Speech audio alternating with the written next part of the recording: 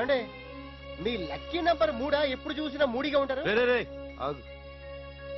ఏంటి ఆలోచిస్తున్నావు? అరుణ్ గురించా? అతను వస్తాడు.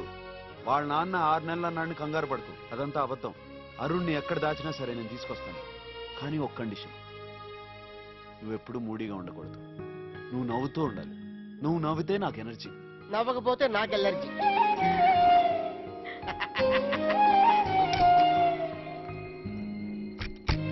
ఏంటను ఇంకా పడుకోలేదా? వెళ్తున్నాను. ఆనందన్నావా? నాకు ఆకలిగా లేదు. ఆకలిగా లేదా? వాళ్లే మొత్తం తినేశారా? అది కాదు. నువ్వు మొహమాట పడుతున్నావు. నీకు మంచి దోశలు వేసి పెడతాను రా. గ్యాస్ అయిపోయింది. గ్యాస్? నువ్వు పని చేయి, అక్కడ మంచి ఆవకాయ పచ్చడి ఉంది, అది తీసురా. దోశలు వేసి పెడతాను రా.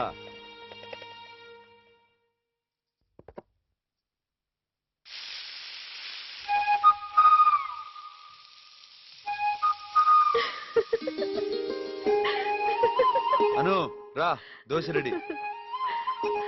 ఐరన్ బాక్స్ మీద దోశలా? బాగున్నాయి. ఇంకా కావాలా? ఇంకా చాలు, చాలా థ్యాంక్స్. నేను చెప్పాలి నీకు థ్యాంక్స్. చిన్నగా ఉన్నాయని సరిపోవంటే పొద్దుటి వరకు నేను వేస్తూ కూర్చునేవాడిని. మిమ్మల్ని ఎవరు చేసుకుంటారో కానీ చాలా lucky. Thank you.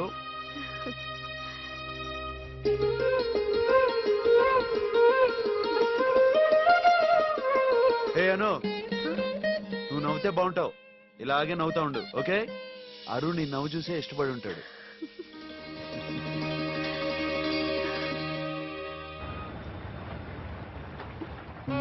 Thank you. మేమే కాల్ చేస్తాం. Thank you sir. Okay. Hi Shruti. నువ్వు కూడా ఇంటర్వ్యూకి వచ్చావా? లేదు, మా డాడీ కోసం వచ్చాను. మీ డాడీ ఇప్పుడే బయటికి వెళ్ళారే. ఇంకో ఇంటర్వ్యూ ఉంది, అది కూడా ఫినిష్ చేస్తాను. కూర్చో. ఆల్రైట్. Come in. నమస్తే సార్. నమస్తే. నేను చిన్నప్పటి నుంచి చాలా కష్టాలు పడ్డాను సార్. మీరే ఎలాగైనా దయ చూపించి నాకు ఈ జాబ్ ఇప్పించండి. నాకెవరూ లేరు, నేను అనాథం సార్. ఎంబీఏ ఎంసీఏ లాగా అనాథ అనేది క్వాలిఫికేషన్ కాదు. నేను అనాథనని చెప్పుకుంటే ఎవరైనా జాలి పడతారు. జాబ్ ఎవరు? తల్లి తండ్రి లేకపోయినా దేవుడు నీ కాళ్ళు చేతులు బ్రెయిన్ ఇచ్చాడు, ఉపయోగించు. నీ కష్టాలను ఎప్పుడు పైకి చెప్పుకోకు. కష్టపడి పైకి రా. Get out.